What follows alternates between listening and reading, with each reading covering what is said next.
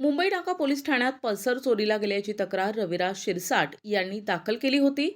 रात्रीच्या सुमारास गुन्हेशोध पथकाचे आकाश सोनवणे आणि गणेश बोरनारे हे गस्त घालत असताना त्यांना माहिती मिळाली की चोरीस गेलेली पल्सर विकण्यासाठी एक जण फाळके रोडवरील भंगार बाजारात येणार आहे. तेव्हा हवालदार देविदास गाढवे, दीपक जगदाळे, आकाश सोनवणे आणि गणेश बोरनारे यांनी भंगार बाजारात सापळा रचला.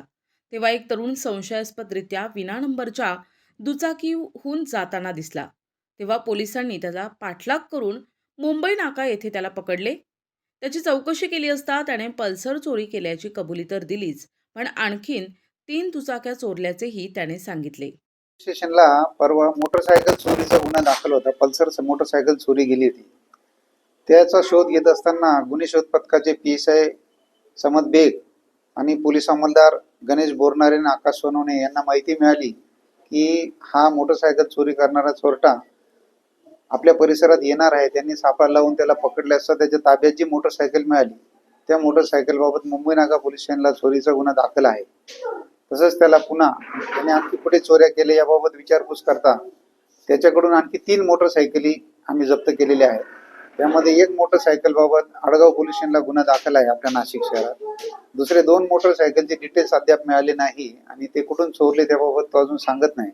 तर त्याला आम्ही आज माननीय न्यायालयात हजर करून त्याची पोलीस कस्टडी रिमांड घेऊन पुढील तपास करीत आहोत. आणखी चोरीचे गुन्हे त्याच्याकडून उघडकीस येण्याची शक्यता आहे. पुढचा अपडेट आम्ही आणखी पोलीस कस्टडीच्या तपासानंतर आपल्याला देऊ.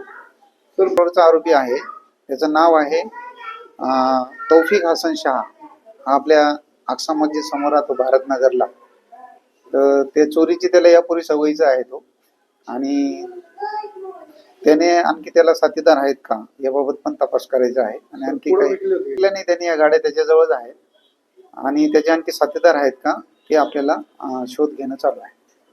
तौफिक हसन शहा असं त्याचं नाव असून तो भारतनगर भागात राहतो. प्रतिनिधी गुड्डू शेख, दिशा न्यूज, नाशिक.